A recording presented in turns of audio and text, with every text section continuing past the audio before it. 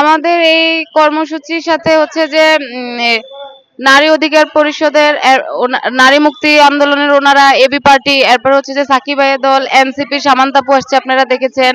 আজকে হচ্ছে যে দেখেছেন জনপ্রশাসনের যেই হচ্ছে যে কর্মচারীদের একটা অ্যাসোসিয়েশন আছে, সেখান থেকে এসেছে, একত্রতা প্রকাশ করেছে। এখন হচ্ছে যে আজকে তো ৪৫ দিন হয়ে গেছে। আমরা এখানে সবাই মেয়ে মানুষ, এখানে বাচ্চা নিয়ে আসছে অনেকে। আমরা ৪৫ দিনে টানা আছি, অসুস্থ হয়ে গিয়েছি। আবার ঢাকা শহরের মতো জায়গায় এখানে থাকাটা কতটা এক্সপেন্সিভ সেটা আপনারা জানেন ভালো করে। খাওয়া থেকে শুরু করে থাকা, এবং আমাদের মেয়েদের হাইজিনিং এর সমস্যা, ওয়াশরুমের সমস্যা, বিভিন্ন জনের দেখা যাচ্ছে যে ইউরিন ইনফেকশনের মতো হয়ে গেছে। তাহলে সরকারের কি এটাতে কোনো দায় নাই, দায়বদ্ধতা নাই? আমরা কি দেশের জনগণ না? আমরা কি দেশের নাগরিক না? আমরা কি ভোটার না? তাহলে হচ্ছে যে সরকার কেন আমাদেরকে বিবেচনায় নিচ্ছে না? আমাদের এই প্রশ্ন যে আমাদেরকে কি তাহলে কি আবর্জনা ভাবে ওনারা?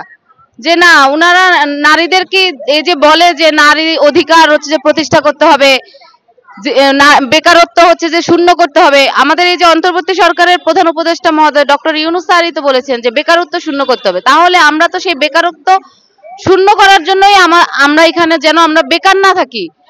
আমরা এত 7টা বছর চাকরি করেছি, আমাদের শ্রম দিয়েছি, মেধা দিয়েছি সরকারের উন্নয়নে, দেশের উন্নয়নে। তাহলে আজকে আমরা কেন হচ্ছে যে বঞ্চিত হব? ৪৫টা দিন ধরে আমরা এখানে রাস্তায় পড়ে আছি।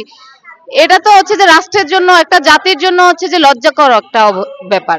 তো আমরা মানে সরকারের কাছে দাবি, অনুরোধ যে উনি যে এই লজ্জা আর বাড়তে দিবে না। উনি যেন অচিরেই হচ্ছে যে আমাদের এই দাবি, যৌক্তিক দাবিটা মেনে নেয়, মেনে নিয়ে আমাদেরকে আমাদের কর্মস্থলে ফিরে যাওয়ার হচ্ছে যে ব্যবস্থা করে দেয়। ওনারা হচ্ছে যে নাহিদ, যারা নাহিদ সার্জি, তারপরে হচ্ছে যে ওনারা হচ্ছে বিভিন্ন ব্যস্ততা থাকে। ওনারা দেখেন এখন হচ্ছে যে বিভিন্ন প্রচারণায়ও ব্যস্ত আছে, যেহেতু সামনে নির্বাচন ওরা দাঁড়াবে।